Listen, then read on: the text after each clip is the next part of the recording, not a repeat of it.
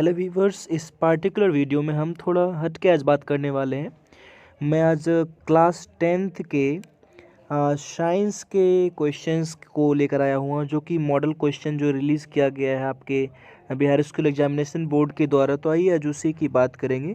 तो मुझे लगा कि कोई प्रोवाइड नहीं करा रहा, तो मुझे ज़रूरत है थोड़ा आगे बढ़ने की, तो मैं इसीलिए आपके सामने जो है ये सारे क्वेश्चंस आज जो है डील करने वाला हूँ। 80 ऑब्जेक्टिव क्वेश्चंस जो कि मॉडल क्वेश्चन में इंक्लूडेड है, मैं आज उसी की चर्चा करूँगा। तो सबसे पहला जो क्वेश्चन है कि किस दर्पण की फोकस दूरी ऋणात्मक होती है, यानी ऐसा कौन सा दर्पण है जिसका कि फोकल लेंथ जो होता है वो नेगेटिव होता है। तो आपका जो आंसर होने वाला है 1 का सी हो जाएगा, यानी उत्तल दर्पण। इंग्लिश में इसी को आप जो है कन्वेक्स मिरर भी कहते हो, यानी कन्वेक्स मिरर की जो फोकल लेंथ होती है वो क्या होती है, नेगेटिव होती है। दूसरा क्वेश्चन, दर्पण की फोकस दूरी और वक्रता त्रिज्या यानी फोकल लेंथ और रेडियस ऑफ कर्वेचर के बीच का रिलेशन कैसा होता है। आप लोग सभी फॉर्मूला पढ़े होंगे। F is equal to R by two होता है, एक फॉर्मूला होता है F is equal to R by two, where जहाँ पर जो है आपका फोकस लेंथ एफ होता है और आर जो कैपिटल आर होता है वो रेडियस ऑफ कर्वेचर होता है, वो फोकस के दोगुनी होती है, फोकल लेंथ के दोगुनी होती है। अगला क्वेश्चन है कि सामान्य दृष्टि के लिए स्पष्ट दृष्टि की न्यूनतम दूरी, यानी आप लोग पढ़े होंगे सामान्य स्पष्ट दर्शन की न्यूनतम जो दूरी होती है वो 25 सेंटीमीटर होती है। The minimum distance for a normal eye to read या टू डिस्टिंक्ट विजन। अगला है 4 नंबर का, श्वेत प्रकाश का कौन सा रंग या वर्ण किसी प्रिज्म से गुजरने के पश्चात सबसे कम झुकता है, यानी ऐसा कौन सा रंग है जो सबसे कम जिसका डेविएशन होता है, विचलन होता है।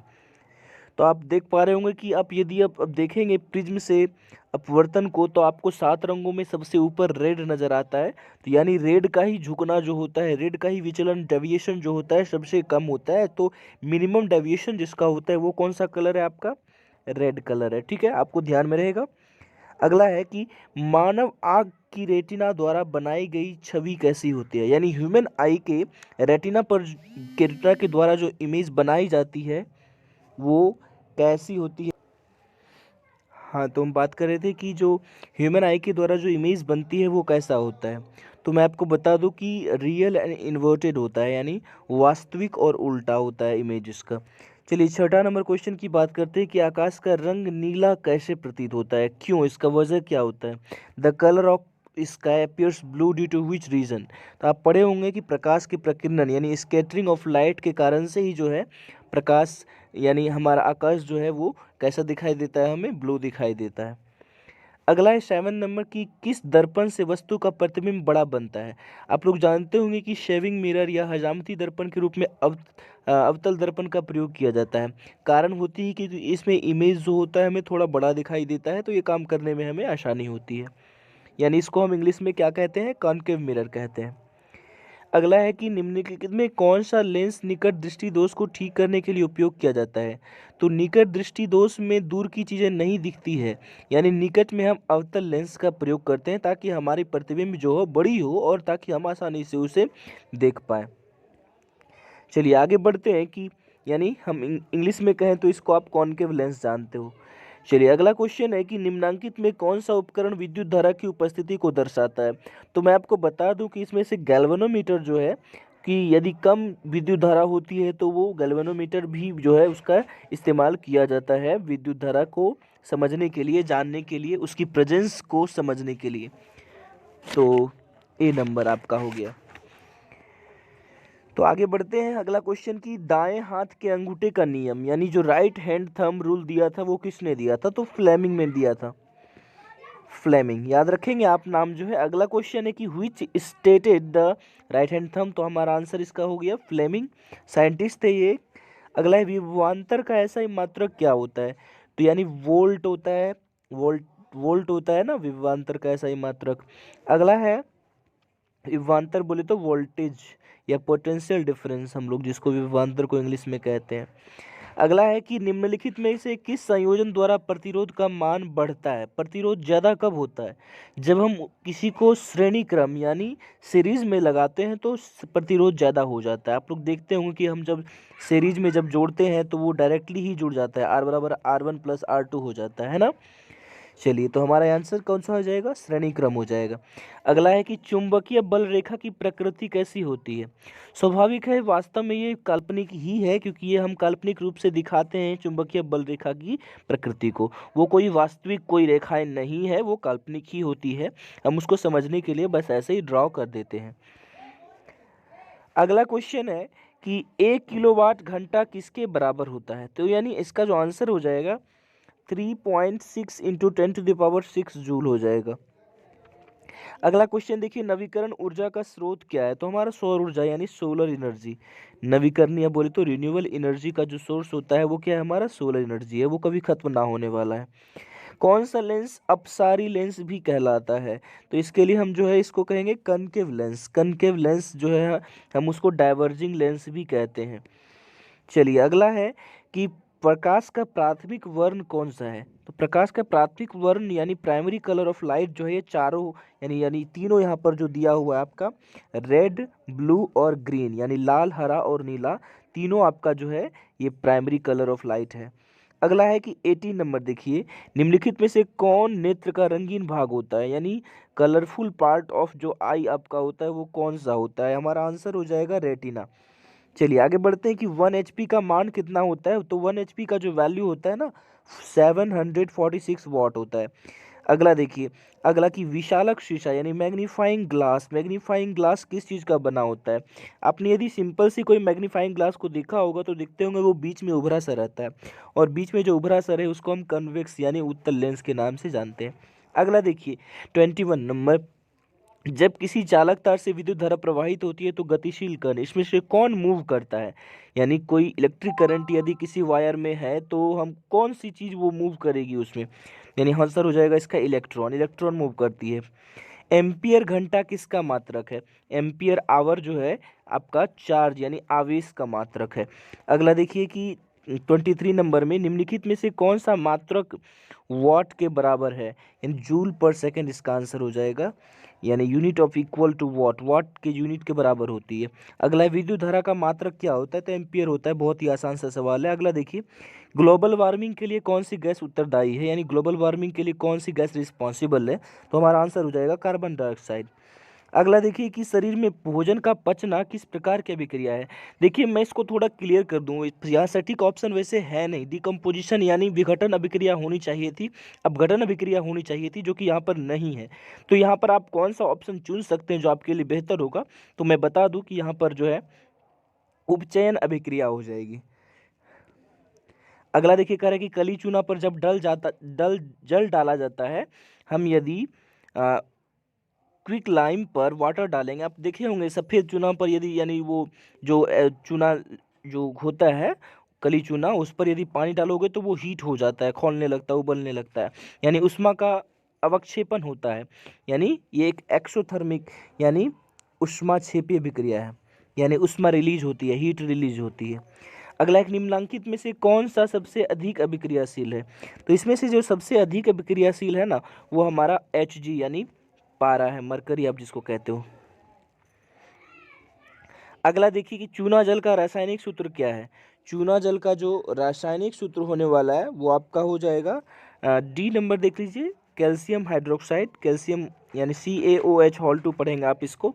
अगला है कि कोई विलयन लाल लिटमस को नीला कर देता है, यानी रेड को ब्लू में चेंज कर देता है, तो उसका pH मान क्या होगा। तो स्वाभाविक है इसका बेसिक होगा नेचर, तो बेसिक नेचर का pH मान कितना होगा, या तो 11 होगा या 10 होगा, यानी 7 से ज़्यादा होगा, है ना। अगला देखिए कह रहा है कि एल्काइन में कार्बन कार्बन के बीच कितने सहसंयोजक बंधन होते हैं। तो एल्काइन सबसे लास्ट वाला पार्ट है, एल्केन होती है पहली, दूसरी एल्कीन और तीसरी एल्काइन। तो इसमें स्वाभाविक है 3 बॉन्ड्स होते हैं ना, तो ट्रिपल बॉन्ड के कारण इसको हमने यहाँ पर आंसर हमारा कौन सा हो जाएगा 3 वाला। अगला देखिए कि ग्लूकोज का आणविक सूत्र क्या होता है। आप लोग मॉलिक्यूलर फॉर्मूला जानते होंगे ग्लूकोज का, C6H12O6 होता है।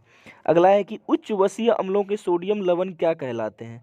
उच्च वसीय अम्लों के सोडियम लवण जो होते हैं वो साबुन कहलाते हैं। CHO किसका अभिक्रियाशील मूलक है, किसका सिंबल आप देखे होंगे एल्डिहाइड के बारे में यदि आपने पढ़ा होगा तो उसका यही होता है। चलिए आगे बात करते हैं कि आवर्त सारणी के किस आवर्त में बाएं से दाएं जाने पर, किसी आवर्त में बाएं से दाएं जाने पर तत्वों की परमाणु त्रिज्या इंग्लिश में एक बार क्वेश्चन देखिए कि हम जब लेफ्ट टू राइट मूव करते हैं तो पेरियोडिक टेबल में जो है एटॉमिक रेडियस ऑफ एलिमेंट क्या होता है, ये डिक्रीज करता है, आप ध्यान में रखना। निम्नांकित तत्वों को उनके अधातु गुण के अनुसार, तो इसमें से सबसे ज़्यादा जो अधातु होता है ना, फ्लोरीन होता है, आप ध्यान में रखना। यानी आंसर जो हमारा हो जाएगा 36 का बी नंबर हो जाएगा, ठीक है। यानी सबसे ज़्यादा जो नॉन मेटल वाला जो गुण होता है ना, वो फ्लोरीन में ही होता है। सिलिकॉन क्या है? सिलिकॉन जो है एक मेटलॉइड यानी उपधातु है। चलिए आगे बढ़ा जाए तो विद्युत धनात्मक तत्व इसमें से कौन है? तो विद्युत धनात्मक तत्व आपका सोडियम है, Na+, देखते होंगे हम, लिखते भी हम लोग। टिहरी बांध का निर्माण किस प्रदेश में किया गया है? ये उत्तराखंड में आपका है टिहरी बांध। आगे बात करते हैं कि निम्नांकित में से किस धातु को केरोसिन में डुबा कर रखा जाता है? आप सभी जानते होंगे सोडियम को जो है केरोसिन में डुबा कर रखा जाता है। अपमार्जक से क्या बनाया जाता है? अपमार्जक में से सारा ऊपर जितना भी दिया गया है ना, तो ये सारा बनाया जाता है। उपरोक्त सभी हो जाएगा, Surf Excel, easy Surf, shampoo, ये सब क्या है? सारा तो डिटर्जेंट ही है ना। अगला देखिए, सौर सेल में किसका प्रयोग होता है? सौर सेल में सिलिकॉन का प्रयोग किया जाता है। निम्नांकित में से किसका उपयोग खाना बनाने वाले ईंधन के रूप में नहीं होता है? तो यहाँ पर आपका हो जाएगा CNG, खाना बनाने के लिए इस्तेमाल नहीं किया जाता है, जिसका फुल फॉर्म होता है कंप्रेस्ड नेचुरल गैस। गाड़ियों में इसका इस्तेमाल किया जाता है। यहाँ पर जो एक रिएक्शन दिया गया है कि कॉपर का ऑक्सीजन से रिएक्शन, ये कैसा रिएक्शन है? तो ऑक्सीजन से जुड़ना क्या होता है? ऑक्सीकरण होता है, ऑक्सीडेशन कहलाता है ना, आप सभी जानते होंगे।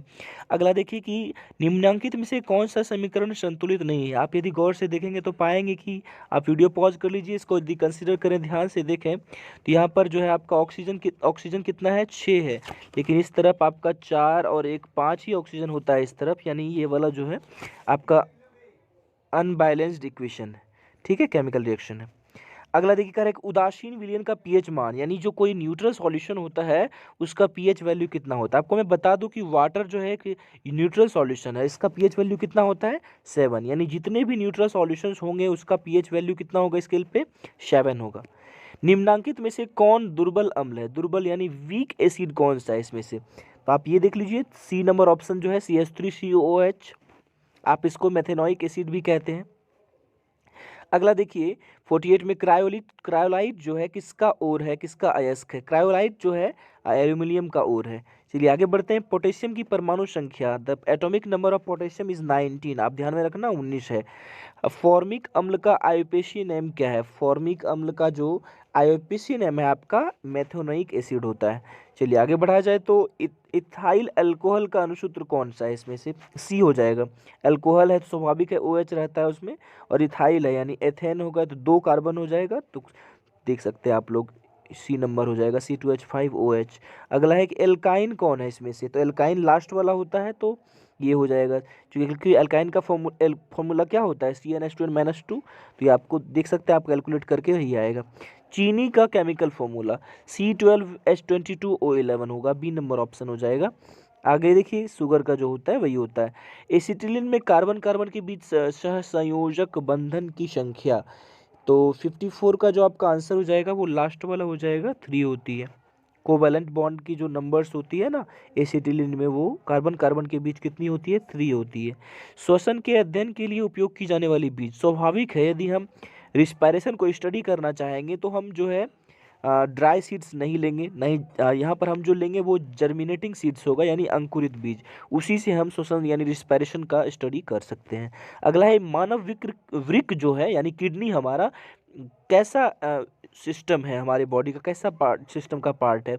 ये हो जाएगा एक्सक्रीशन, यानी इससे उत्सर्जन किया जाता है। आपको यदि नहीं पता तो मैं बता दूं, किडनी में वाटर फिल्टर का काम किया जाता है उससे, और जो है यूरिन वगैरह जो हम जो बाहर जो है रिलीज जो करते हैं, ये उसी के थ्रू जो है परफॉर्म किया जाता है। पौधे में जाइलम निम्नांकित में से किसके परिवहन के लिए जिम्मेदार है?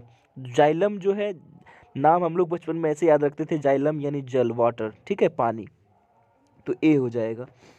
अगला देखिए, श्वसन के दौरान कौन सी गैस निकलती है? श्वसन के दौरान कौन सी गैस रिलीज होगी? स्वाभाविक है कार्बन डाइऑक्साइड रिलीज होने वाली है रिस्पायरेशन के दौरान।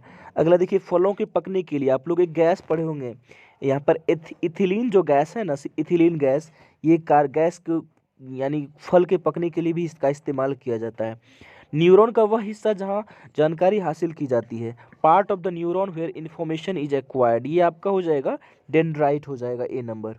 अगला देखिए, निम्नांकित में कौन आपातकाल का हार्मोन है, यानी हार्मोन ऑफ इमरजेंसी किसको कहा जाता है। तो हमारा जो आंसर होगा ना ये ए हो जाएगा जी। तो एड्रीनालिन आप याद रखेंगे। निम्नांकित में से कौन सी अनैच्छिक क्रिया नहीं है। अनैच्छिक मतलब क्या, जो कि बिना इच्छा के नहीं हो। तो स्वाभाविक है, इच्छा करेंगे तभी तो हम चबाएंगे, बाकी सारा ये तो अपने आप भी होगा। अगला है कि मानव गर्भ की अवधि आप सभी जानते होंगे 9 मंथ्स को यदि 30 से मल्टीप्लाई किया जाए तो 270 डेज हो जाएगा। गंगा एक्शन प्लान, वैसे तो यहाँ पर सटीक ऑप्शन आपके पास नहीं था, इसका आंसर वैसे 86 देखने को मिलता है, लेकिन यहाँ पर आपके जो करीबी ऑप्शन है वो 85 है, तो आप इसको सेलेक्ट कर सकते हो। आगे बढ़ा जाए तो मुकुलन द्वारा जनन निम्नांकित में से किस में होता है, इसमें से किसी में नहीं। वैसे मुकुलन यानी जो बडिंग के थ्रू जो जिसमें सेक्सुअल रिप्रोडक्शन होता है वो आपका आंसर हाइड्रा होना चाहिए था, लेकिन यहाँ पर हाइड्रा नहीं है, तो हम आंसर नन ऑफ दीज दे देंगे। कि निम्नांकित में से कौन सी बीमारी श्वसन तंत्र से संबंधित है। यहाँ जो है ना टीबी, ट्यूबरोक्लोसिस और निमोनिया, ये दोनों ही जो है, निमोनिया भी आपके लंग को इन्फेक्ट करता है, तो यानी आंसर हो जाएगा डी नंबर, बी एवं सी दोनों। अगला देखिए, तो मनुष्य मन अन्य मांसाहारी जीव में किसका पाचन नहीं हो पाता है, तो यानी आंसर यहाँ पर हो जाएगा सेल्यूलोज। सेल्यूलोज को डाइजेस्ट करना हम लोगों के लिए बस की बात नहीं होती है, लेकिन ये सेल्यूलोज जो है, जो चारा जो खाते हैं, यानी शाकाहारी जो जानवर होते हैं, गाय भैंस, ये सब सेल्यूलोज को भी जो है डाइजेस्ट कर सकते हैं, इनमें ऐसा प्रॉपर्टी होता है। आगे बढ़े तो कह रहे कि ब्रेन हेमरेज का जो मुख्य कारण होता है वो क्या होता है। तो ब्रेन हेमरेज आप लोग सुनते होंगे कि टेंशन यानी हाइपरटेंशन के कारण ऐसा होता है। हाइपरटेंशन बोले तो उच्च रक्तचाप, हाई ब्लड प्रेशर, है ना। फिर देखिए कि 69 में है कि निम्न में से परजीवी पादप का उदाहरण क्या है। परजीवी पादप के उदाहरण की बात करें तो यहाँ पर आंसर हो जाएगा आपका कस्कुटा हो जाएगा। कस्कुटा जो है वास्तव में ये एक अमरबेल, आपने पौधे का नाम सुना होगा, ये अमरबेल जो है ना कस्कुटे की प्रजाति से ही आता है, और यानी जो है ये एक पैरासाइटिक प्लांट है।